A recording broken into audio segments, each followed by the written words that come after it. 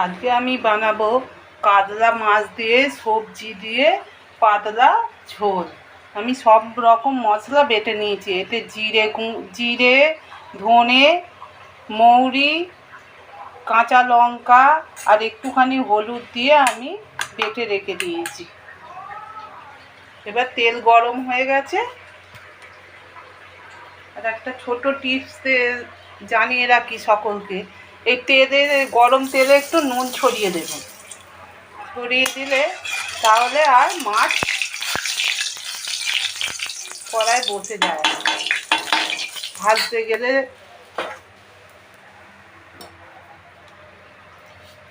মাছগুলোকে আমি লাল লাল করে ভেজে নিই।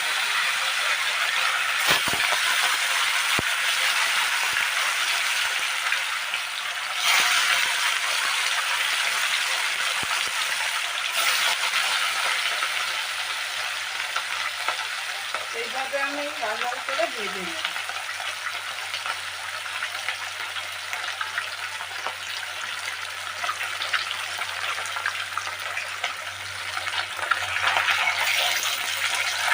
যেমন করে আমি লাল লাল করে ভেজে নেব মাছগুলোকে।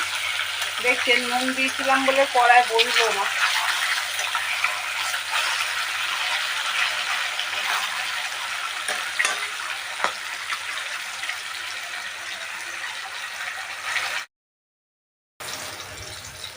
দেখুন আমি এবার একে একে করে সব সবজিগুলো একসঙ্গে ভেজে নেব।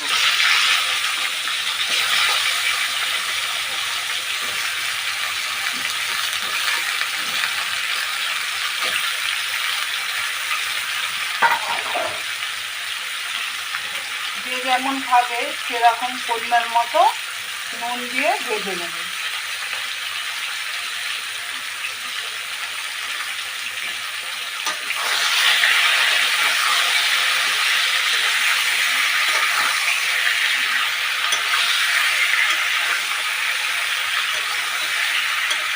এইভাবে আনাজগুলোকে ভালো করে ভেজে নিতে হবে।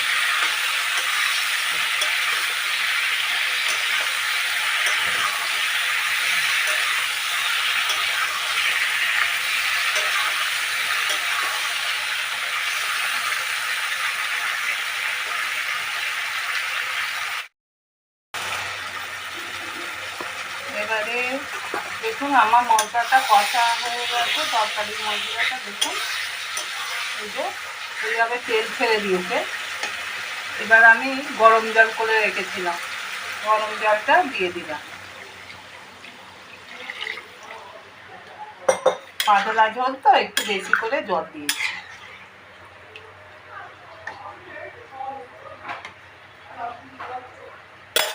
জল দিয়ে আনাজগুলো এবার সিদ্ধ করে নেব। দেখুন না, এরকম ঝোলের সময় এরকম ঝোল নিয়ে গরম গরম পরিবেশন করে দিন না, খেতে খুব ভালো লাগবে।